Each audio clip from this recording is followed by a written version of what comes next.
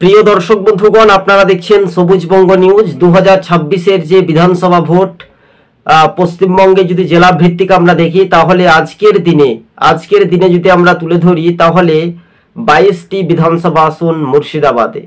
দেখুন, CPM, ISF, Congress তারা কি রীতিমতো জোট না আলাদাভাবে প্রার্থী দেবে?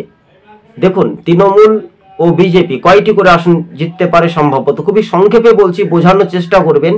কংগ্রেস সম্ভবত 12 থেকে 11টি আসন জিততে পারে সম্ভবত, এবং সিপিআইএম তারাও 3 থেকে 4টি আসন জিততে পারে সম্ভবত, বিজেপি 2টি আসন জিততে পারে সম্ভবত, এবং রাজ্যের শাসক দল তারাও কিন্তু 4 থেকে 3টি আসন তাদের কিন্তু দখলে, তারাও কিন্তু 4টি আসন 4 থেকে 5টি আসন জিততে পারে।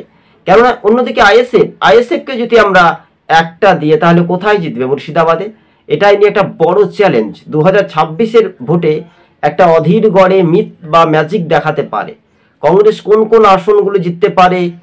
বহরমপুর, বেলডাঙ্গা, নওদা, এছাড়াও রয়েছে বিভিন্ন সময়ে শামশেরগঞ্জ। তো আপনাদেরকে আমরা পরবর্তী সময়ে বিশেষ মুহূর্তে নিয়ে আমরা আলোচনা করব। কিন্তু পশ্চিমবঙ্গে এবার জেলাভিত্তিক জনমত সমীক্ষার ইঙ্গিতে সম্ভবত বলছে মুর্শিদাবাদের 22টি আসনে 12টি আসনে এগিয়ে থাকতে পারে কংগ্রেস জোট প্রার্থী, এমনটাই খবরের ইঙ্গিত। কিন্তু বামেরা 4টি আসনে এগিয়ে থাকবে, সেটাই একটু সময়ের অপেক্ষা। ধন্যবাদ।